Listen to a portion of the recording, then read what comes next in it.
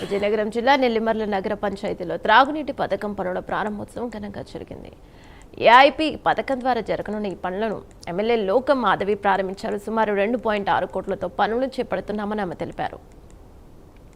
జలజాపుపేట తదితర ప్రాంతాల్లో కూడా తాగునీటి సమస్య పరిష్కారానికి కృషి చేస్తారని హామీనిచ్చారు.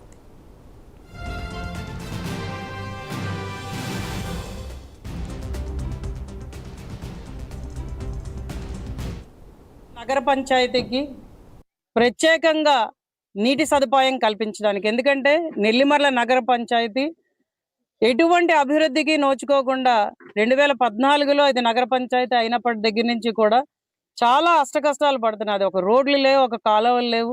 ముఖ్యంగా నీటి సదుపాయం అనేది చాలా దరిద్రంగా ఇక్కడ ఉన్నదని చెప్పి మనం కూటమి ప్రభుత్వం రాగానే అంతకు ముందు 14-19లో మొదలైన మన ఏఐబి ద్వారా స్టార్ట్ అయిన ప్రోగ్రామ్ని మళ్ళీ పట్టాలెక్కించి దాని ద్వారా ఖచ్చితమైన మంచినీటి సరఫరా మనకి ఈరోజు ప్రతి ఒక్క నగర పంచాయతీలో ఉన్న ప్రజలకి అందించే విధంగా ఈ ప్రాజెక్ట్ని మనం మళ్ళీ శాంక్షన్ చేయించుకొని ఈరోజు సుమారు 46 కోట్లతో ఈ ప్రాజెక్టుకి మళ్ళీ ఈరోజు శంకుస్థాపన చేయడం జరిగింది.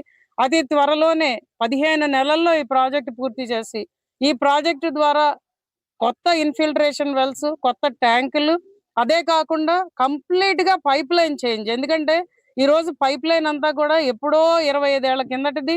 అది ఖచ్చితంగా లీకులు పడినా కూడా మనం ఈ రోజు చేసుకునే పరిస్థితిలో లేవు. దానివల్ల నగర పంచాయతీలో రోజు ఏదో ఒక సమస్య, నీటి సరఫరా లేక ప్రజలు చాలా ఇబ్బంది పడుతున్నారు. కాబట్టి దానికి